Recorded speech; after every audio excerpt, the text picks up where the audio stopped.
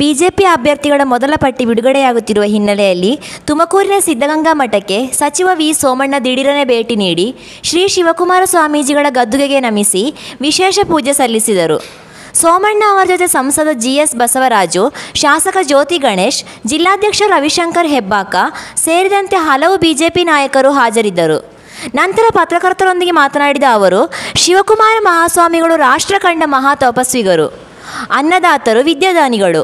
ನಮಗೂ ಪೂಜ್ಯರಿಗೂ ಅವಿನಾಭಾವ ಸಂಬಂಧ ಇತ್ತು. ನಾವು ಯಾವುದೇ ಶುಭ ಕಾರ್ಯ ನಡೆಸಬೇಕು ಅಂದರೆ ಮಠಕ್ಕೆ ಭೇಟಿ ಕೊಟ್ಟು ಶ್ರೀಗಳ ಆಶೀರ್ವಾದ ಪಡೆಯುತ್ತೇವೆ ಎಂದರು. ಏಪ್ರಿಲ್ 1ಕ್ಕೆ ಬರಬೇಕಿತ್ತು.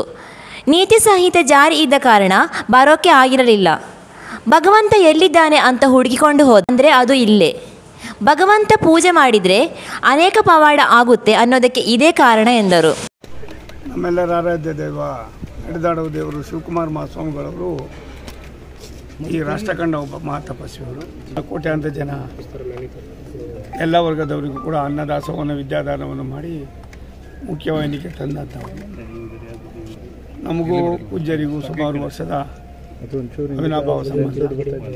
ನಾನು ಯಾವುದೇ ಒಂದು ಪವಿತ್ರವಾದ ಸಂದರ್ಭದಲ್ಲಿ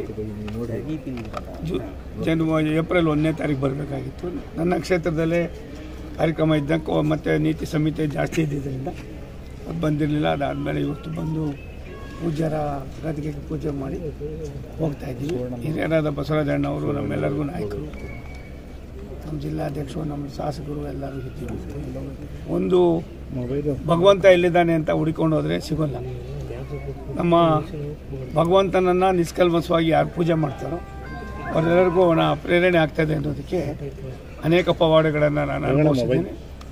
ಒಂದು ಕಡೆ ಪರಮ ಪೂಜ್ಯ ಸಿದ್ಧಗಂಗೆಯ ಡಾಕ್ಟರ್ ಶಿವಕುಮಾರ ಮಹಾಸ್ವಾಮಿಗಳವರು, ಮತ್ತೊಂದು ಕಡೆ ಆದಿಚುಂಚನಿಗೆ ಪರಮ ಪೂಜ್ಯ ಬಾಲಗಂಗಾ ಸ್ವಾಮೀಜಿಯವರು, ನನಗೆ ಇವರಿಬ್ಬರು ಕೂಡ ಆರಾಧ್ಯ ದೈವ ಮಹಾತಪಸ್ವಿಗಳು.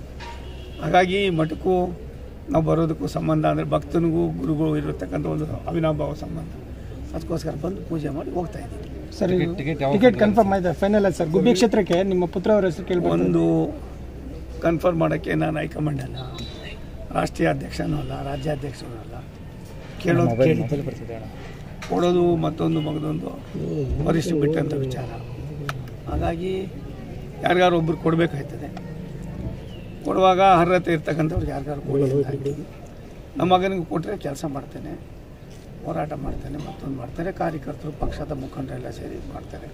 ಕೊಟ್ಟರೆ ಸಂತೋಷ, ಕೊಡದೆ ಹೋದ್ರು. ಪೂರ್ಣ ಕ್ಷೇತ್ರಕ್ಕೆ ನಿಮ್ಮ ಹೆಸರು ಕೇಳಿ ಬರ್ತಾ ಸರ್. ನೀವು ಅಲ್ಲಿ ನಿಲ್ಲಿ ಅಂತೇಳಿ ಒತ್ತಡ ಆಗ್ತಾ ಇರುವಂಥದ್ದು ಪೂರ್ಣ ಕ್ಷೇತ್ರದಲ್ಲಿ ಸಿದ್ದರಾಮಯ್ಯ ವಿರುದ್ಧ ಏನು ಹೋಗ್ತೀರಾ ಸರ್ ಅಲ್ಲಿಗೆ? ಯಾರಂಗಂದಿದ್ದು ಸರ್? ಆ ಥರ ಮಾತುಗಳು ಕೇಳಿ ಬರ್ತಾ ಇರೋದು ಆ ಥರ ಅಲ್ಲ, ವರಿಷ್ಠರು ಹೇಳ್ತಾ ಇದ್ದಾರೆ ನಿಮಗೆ ಕೊರೋನಾ ನಿಲ್ಲಿ. ಆ ಥರ ಯಾವುದೂ ಹೇಳಿಲ್ಲ. ಮತ್ತೆ ವರಿಷ್ಠರಿಗೆ ಈ ಚುನಾವಣೆ ಒಂದು ಪ್ರತಿಷ್ಠಿತ ಚುನಾವಣೆ. ರಾಜ್ಯದ ರಾಜಕಾರಣದಲ್ಲಿ ಡಬಲ್ ಇಂಜಿನ್ ಸರ್ಕಾರ ಏನಿದ್ರೆ ಅನ್ನೋದಕ್ಕೆ ಅನೇಕ ಜನಪರ ಕಾರ್ಯಕ್ರಮಗಳನ್ನು ಮಾಡೋದರ ಜೊತೆಯಲ್ಲಿ ಕೇಂದ್ರ ಸರ್ಕಾರ, ರಾಜ್ಯ ಸರ್ಕಾರ ಒಂದೇ ನಾಣ್ಯದ ಎರಡು ಮಕ್ಕಳ ಕೆಲಸ ಮಾಡ್ತಾರೆ. ಅದರಿಂದ ಆಗ್ತಕ್ಕಂಥ ಉಪಯೋಗ ಏನು ಅನ್ನೋದು ಜನರಿಗೆ ಗೊತ್ತಿರೋದ್ರಿಂದ ಅದು ವರಿಷ್ಠರು ಏನು ಹೇಳ್ತಾರೆ ಅನ್ನೋದಕ್ಕಿಂತ ಹೆಚ್ಚಾಗಿ ನಾವು